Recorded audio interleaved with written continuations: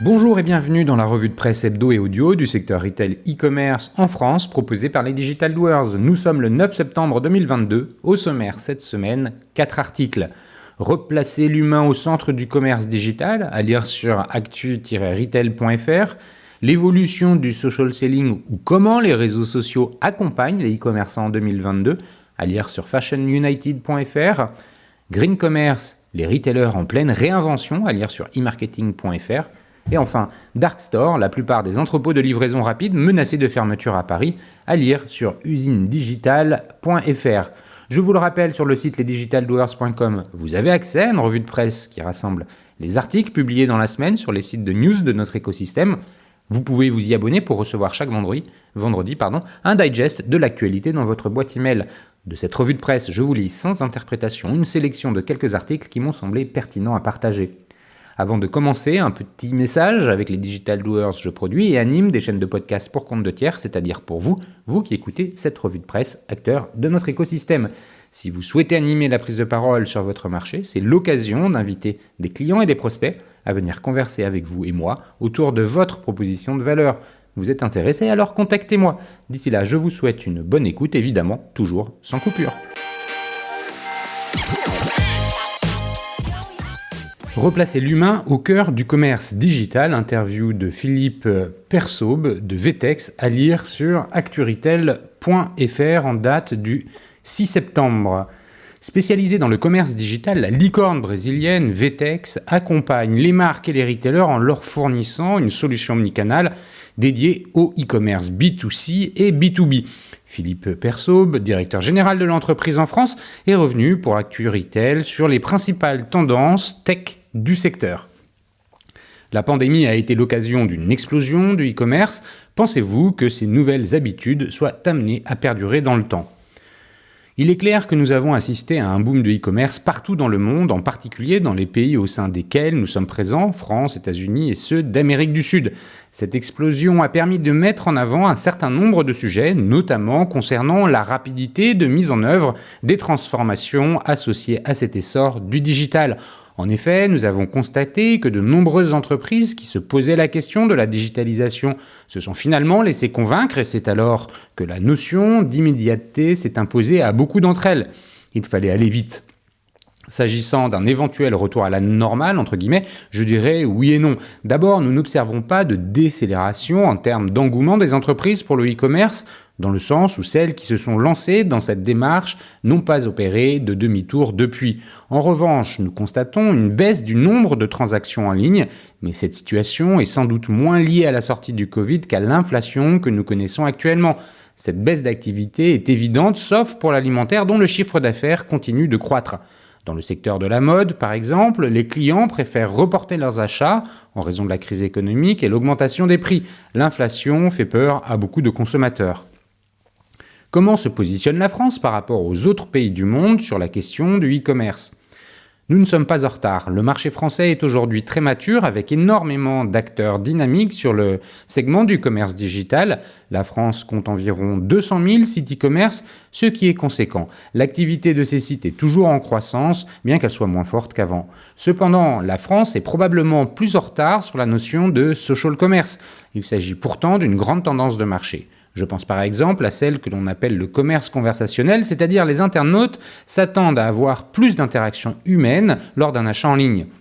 Cela peut paraître paradoxal, mais c'est une réalité, d'où une réelle pertinence du live shopping.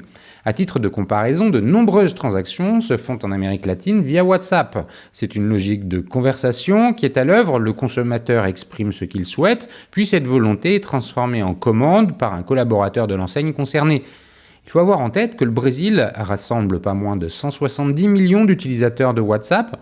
Il s'agit d'une tendance forte pour laquelle la France est encore un peu en retard. La volonté de replacer l'humain au cœur du commerce digital est un phénomène qui nous vient de l'autre côté de l'Atlantique. Il faut s'attendre à ce qu'il prenne de plus en plus d'ampleur en Europe et en France en particulier. Qu'est-ce qu'un live shopping réussi ? Quand on est e-commerçant, le premier critère de réussite repose sur l'augmentation des ventes. Après tout, c'est le but ultime de cette nouvelle technique de vente. Un autre aspect fondamental est celui de l'engagement des clients et de l'audience qui va participer à la session de live shopping. Pour cela, le live shopping doit faire événement. Il doit, en un sens, rester exceptionnel. C'est son caractère différenciant qui peut donner envie aux consommateurs de se connecter. L'aspect événementiel est une clé très forte du succès de cette pratique. Pourquoi le headless commerce devient un enjeu majeur pour les retailers ? L'idée du headless est de proposer un socle e-commerce qui puisse se connecter avec d'autres outils et solutions de marché à l'instar d'une marketplace, d'un CMS, d'un outil de recherche ou bien encore d'un système de gestion de commandes. Le headless commerce vise à couvrir un périmètre fonctionnel très large grâce à l'agrégation d'un certain nombre de fonctionnalités différentes. Les dernières peuvent être considérées comme des best for breed sur chaque point visé par le service. Cette notion de headless permet de travailler dans une logique de microservices en mode API et de connecter tous les outils retenus ensemble. Cette pratique a des vertus. Si un retailer dispose déjà d'un CMS dont il est satisfait, il peut connecter son socle e-commerce au système existant. De même avec une marketplace. Un géant de l'industrie cosmétique a par exemple fait le choix en Amérique latine de retenir la plateforme Vetex pour sa partie e-commerce, mais de conserver le CMS utilisé de longue date par le groupe. Mais au-delà de ces aspects vertueux, le headless implique davantage de complexité pour connecter les différentes briques entre elles. Cela nécessite un temps de mise en place et de maintenance supplémentaire. Il faut aussi signer des contrats avec des prestataires différents qui ne proposeront certainement pas les mêmes conditions générales ou les mêmes interfaces utilisateurs. Le headless commerce montre donc deux visages, l'un vertueux, l'autre moins évident. L'intérêt de Vetex est que nous sommes capables de répondre au meilleur des deux mondes. Nous pouvons fonctionner en pure headless, mais aussi de réunir le e-commerce, un CMS, une marketplace et un outil de recherche au sein d'une seule et même plateforme. Le marché se dirige vers davantage de concentration. Tous les acteurs qui font l'apologie du headless sont eux-mêmes en train d'acheter des solutions pour compléter leur offre. Autrement dit, les fournisseurs de solutions e-commerce vont être de plus en plus amenés à acquérir leur propre marketplace, leur propre CMS, etc. Cette promesse du headless est intéressante sur le papier, mais le mieux reste de proposer une solution all-in-one qui soit aussi fractionnable. Comment articuler au mieux commerce physique et commerce digital ? La vraie valeur ajoutée des solutions e-commerce est justement de rendre possible cette omnicanalité. C'est de pouvoir commander en ligne un produit, de le récupérer en magasin tout autant que de demander en point de vente à se faire livrer à domicile. Dans cette perspective, il est nécessaire pour le retailer d'avoir une vision globale de ses stocks, de ses lieux de livraison, afin de comprendre comment optimiser les parcours logistiques. Étonnamment, cette optimisation des parcours de livraison est parfois délaissée par les retailers, préoccupés en priorité par l'amélioration des taux de conversion ou l'augmentation des paniers moyens. Or, un parcours optimisé peut permettre de dégager des marges importantes de rentabilité. Il est en effet plus pertinent de faire partir une livraison depuis un entrepôt proche du client que depuis une boutique qui en serait éloignée. Et on ne peut le savoir qu'avec une solution omnicanal. Cela veut dire associer la brique e-commerce au système de gestion des commandes qui va être capable de visualiser la localisation des stocks, des entrepôts, des lieux de stockage, des magasins et des clients. L'enjeu est donc d'avoir une vision à 360 degrés de l'ensemble du système. Face à une telle complexité, on apporte de la valeur dès lors que les solutions sont intégrées les unes aux autres. Il s'agit aussi d'apporter de la force et du pouvoir aux vendeurs dans les magasins. Dans une boutique de vêtements, par exemple, les vendeurs ne sont pas toujours au contact d'un potentiel acheteur et seraient susceptibles de pouvoir interagir avec des clients en ligne. Tout cela peut être rendu possible par une vision omnicanale de l'ensemble de l'écosystème. Le vendeur prend alors un rôle tout à fait différent puisqu'il peut converser avec des utilisateurs en ligne tout en proposant différentes options de livraison en fonction de l'état des stocks. Le sujet est fondamental.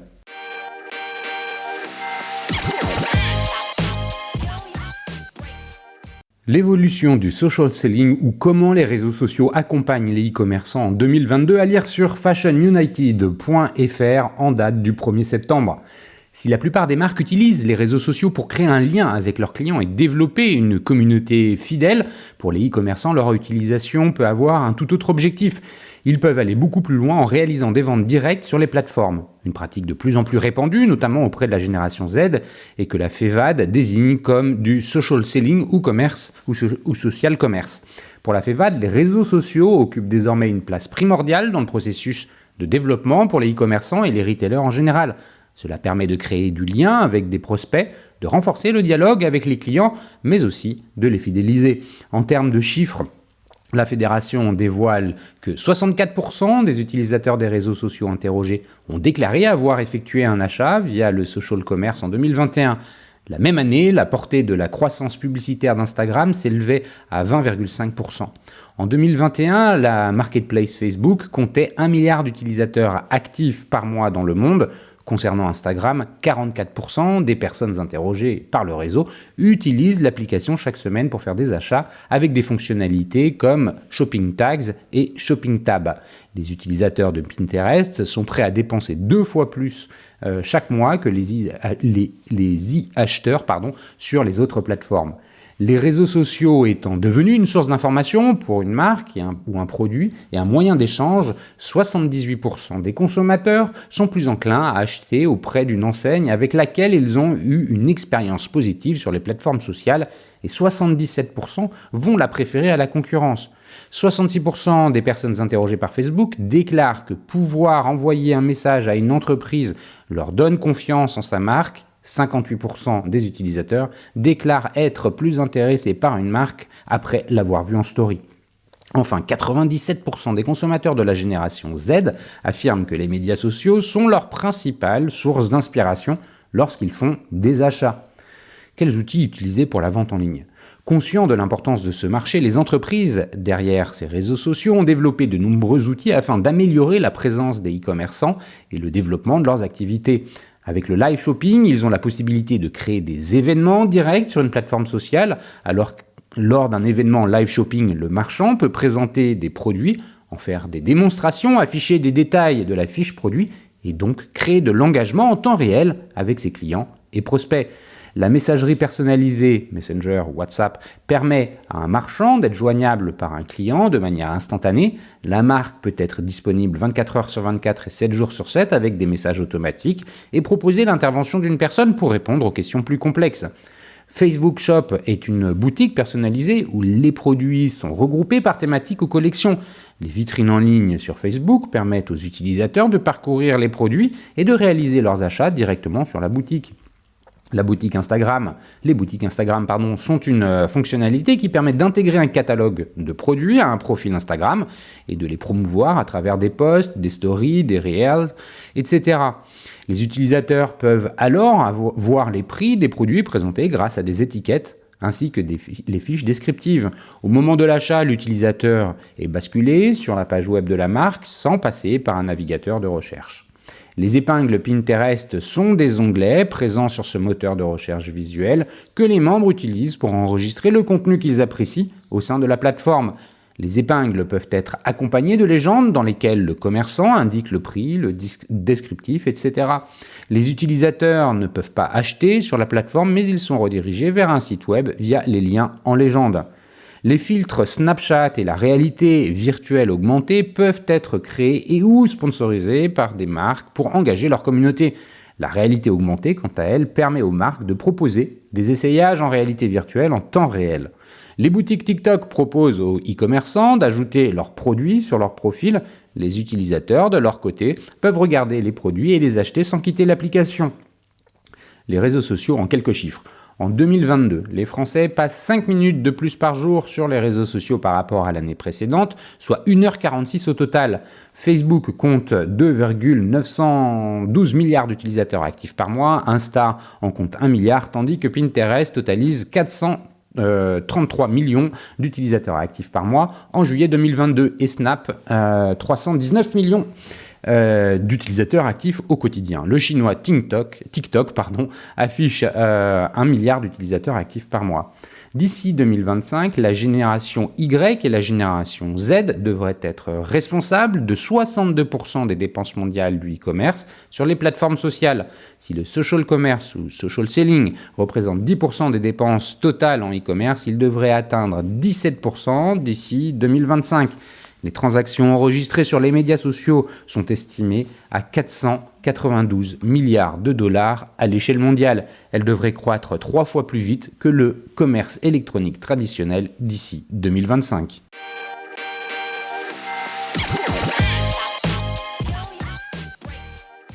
Green Commerce, les retailers en pleine réinvention, à lire sur e-marketing.fr en date du 6 septembre. Poussés par les attentes des clients, leur engagement RSE et des réglementations environnementales de plus en plus contraignantes, les retailers se mobilisent pour un commerce plus responsable, tant sur la construction de l'offre que la manière de la promouvoir. Annoncé mi-juillet, en pleine canicule, le plan de sobriété énergétique inédit que les plus grandes enseignes du retail alimentaire appliqueront de concert à partir du 15 octobre est symbolique de la capacité du secteur à affronter les crises et à s'engager dans des comportements responsables.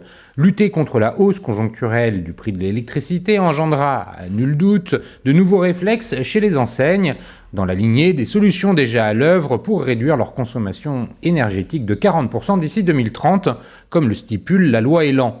La fermeture des meubles, des rayons frais engagés depuis 10 ans est aujourd'hui courante.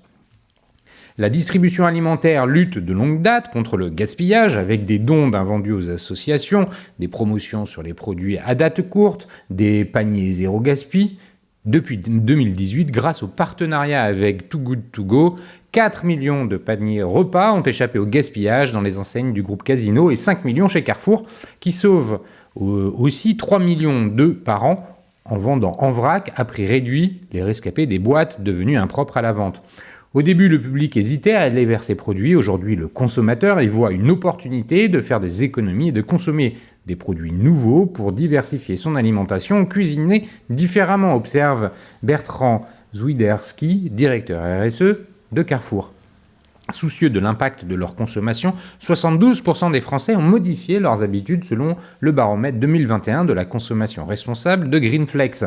L'an dernier, les ventes de produits alimentaires bio ont baissé de 0,5%, une première en 8 ans, mais plus de 9 personnes sur 10 ont consommé des produits bio, et même tous les jours pour 15%, note l'agence Bio. Ces consommateurs plus exigeants et les évolutions législatives transforment l'offre et le métier du retail. Proposer certains fruits et légumes sans barquette ou emballage plastique, comme le stipule la loi anti-gaspillage pour une économie circulaire, n'est pas sans conséquence. Dans les emballages carton, ces produits sont moins visibles pour le client. En vrac, ils se conservent moins longtemps, obligeant à mettre en place des circuits d'approvisionnement plus courts et plus fréquents. Développement du vrac, retour de la consigne.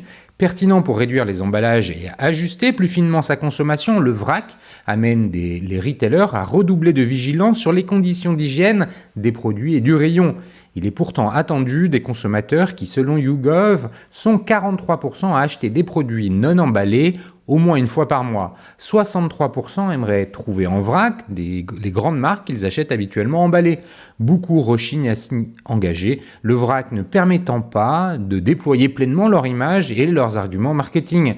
Dans le dispositif imaginé par l'agence Shopper Marketing Globe, lors du lancement de la bière pression à emporter Gallia d'Heineken chez Monoprix, les ambassadeurs expliquaient la démarche, relayaient les valeurs de la marque et assistaient les clients sur le nouveau rituel de service. Le système de vrac lancé par Carrefour en juin 2022 réconcilie visibilité et engagement. L'enseigne encourage aussi ses clients à adopter la consigne qui fait peu à peu son retour malgré d'importants coûts de transport. Elle est au cœur de la stratégie zéro déchet de Biocoop qui veut atteindre 50% de produits vendus sans emballage à usage unique en emballage rechargeable ou réemployable en 2025. La loi AGEC a fixé un objectif de 5% de consignes pour réemploi en 2023 et 10% en 2027. Seconde main, pas seconde zone.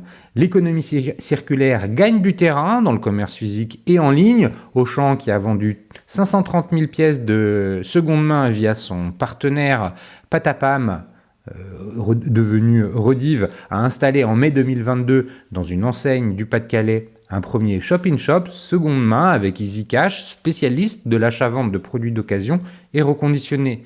Les vêtements Cyrillus abordent une étiquette spécifique incitant à recycler le produit en boutique ou à le revendre sur le site Seconde Histoire de la marque. Kiabi hybride depuis 3 ans son modèle entre produits de première main et de seconde main proposés via les corners ou dans les parties de rayons en magasin et sur son site multimarque Seconde Main by Kiabi avec à la clé un bon d'achat bonifié. Les clients pratiquent cette hybridation entre le neuf et l'occasion. Nous facilitons la vie des familles et incitons d'ailleurs les vendeuses à construire des mini-assortiments pour correspondre aux attentes de gens qui ont les mêmes goûts, explique Estelle Urbain, leader commerce de demain de l'enseigne. Pas question pour autant d'en faire une offre de seconde zone, c'est une proposition complémentaire avec des produits de qualité et un même niveau de service que la première main pour le remboursement ou l'échange, précise-t-elle.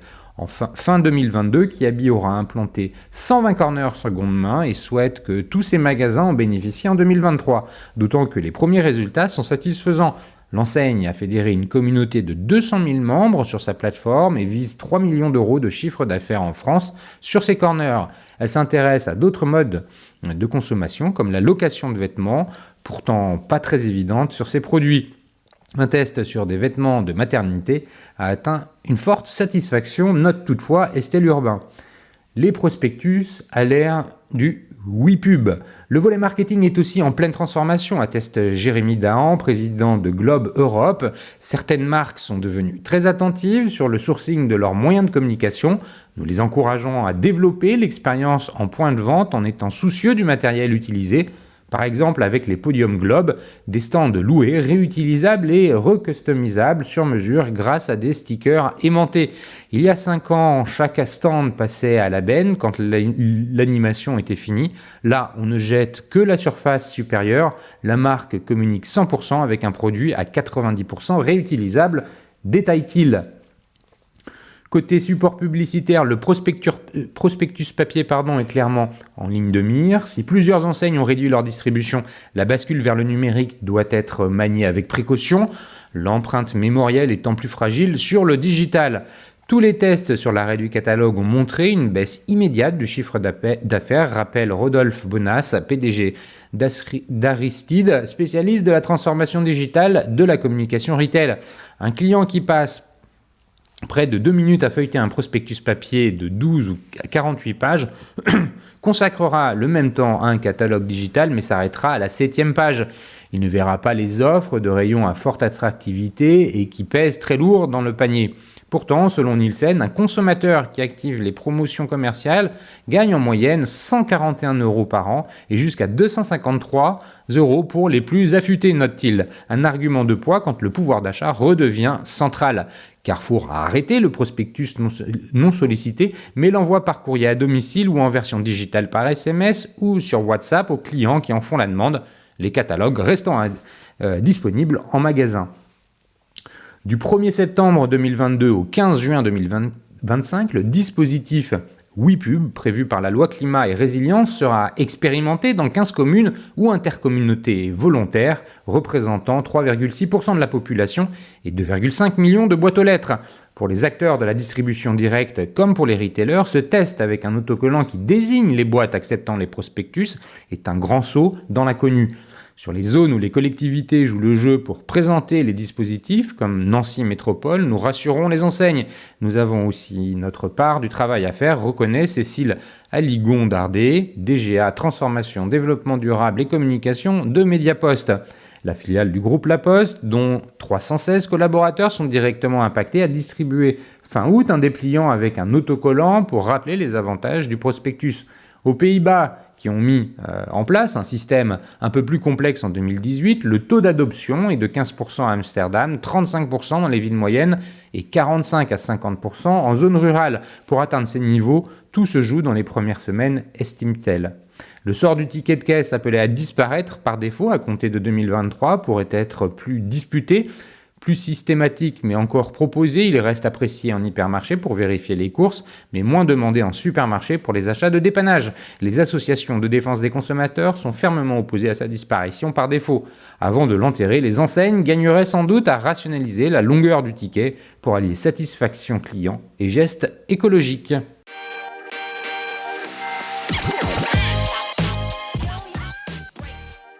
Dark Store, la plupart des entrepôts de livraison rapide menacés de fermeture à Paris, à lire sur usine-digital.fr en date du 6 septembre. Un texte réglementaire le gravera bientôt dans le marbre. Les Dark Stores, ces locaux utilisés par les acteurs du quick commerce pour livrer en moins de 15 minutes, doivent être considérés comme des entrepôts. Et en tant que tels, ils ne peuvent pas s'implanter n'importe où.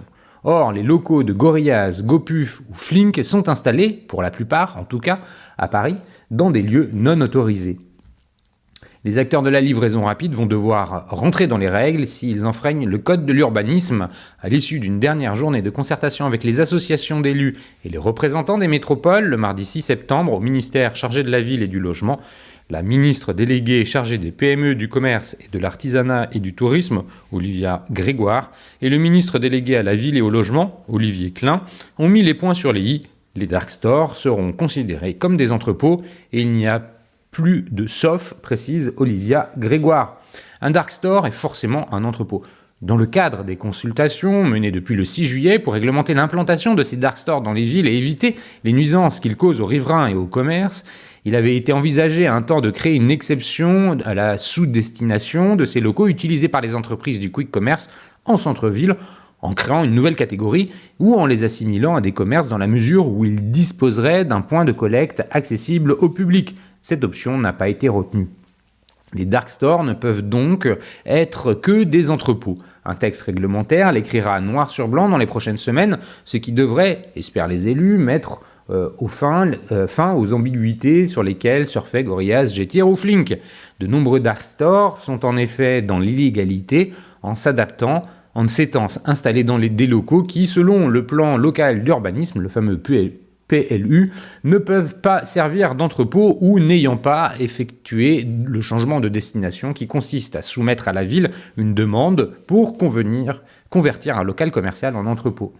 S'ils sont installés dans les locaux commerciaux, ils doivent fermer. Ce texte sera un outil mis à disposition des maires pour réguler l'activité de ces opérateurs, explique le gouvernement, qui estime qu'un entrepôt n'a rien à faire en ville. Les acteurs du quick commerce jouaient jusqu'à présent sur l'absence de texte clair. Un guide publié par la Direction de l'Habitat, de l'Urbanisme et des Paysages, le fameux DHUP, en mars 2022, avait déjà clarifié que si un dark store n'accueillait pas le public, il se qualifiait comme un entrepôt, mais ce guide avait évidemment moins de valeur juridique qu'un décret ou un arrêté ministériel. Aujourd'hui, le gouvernement confirme l'illégalité des dizaines de dark stores et donc la nécessité de fermeture administrative ou judiciaire, se félicite Emmanuel Grégoire, premier adjoint à la mairie de Paris.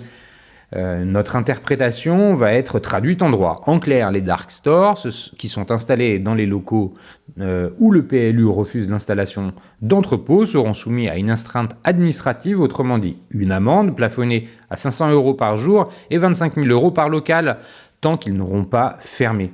Les plus réfractaires pourront voir intervenir la police. Laurent Schittenhelm, avocat associé en droit de l'immobilier au sein du cabinet Brian Cave Lecton Peichner, nous précise qu'une personne morale qui viole le PLU peut être passible de sanctions administratives, civiles et pénales. Les PLU font loi pour les choix d'implantation. Les dark stores devront se rabattre sur des locaux éligibles au centre logistique urbaine, par exemple à Paris dans les entrepôts vides ou des parkings désaffectés en sous-sol. Ces zones sont spécifiées dans les PLU, sinon il faudra qu'ils s'exilent en banlieue, mais les PLU étant établis au niveau communal ou intercommunal, il n'y a pas de logique d'aménagement du territoire au niveau de la métropole du Grand Paris. Dans tous les cas, le concept de ces entreprises étant fondé sur la livraison en 15 minutes maximum, il existe un risque de remise en cause de leur modèle économique déjà en déséquilibre. La mairie de Paris a déjà lancé des procédures contre les dark stores récalcitrants, mais elles sont longues. Jusqu'à présent, le secteur a profité d'une quasi-impunité sur les infractions au code de l'urbanisme à cause de l'engorgement des tribunaux, peste Emmanuel Grégoire. La maire de Paris, très remontée en tout, Et il y aurait une centaine de dark stores à Paris et seuls quelques-uns seraient en règle, selon le premier adjoint, qui ne mâche pas ses mots vis-à-vis du quick commerce. Ils nous ont craché à la gueule pendant des mois, fustige-t-il, ayant visiblement un message à faire passer à ses administrés. La mairie de Paris doit justement revoir son PLU et lance les concertations ce soir même jusqu'en novembre. Elle espère voter début 2023 pour une mise en application en 2024. Vu le ton adopté par la capitale vis-à-vis des dark stores, le nouveau PLU parisien ne devrait pas faire plus de place à la logistique urbaine.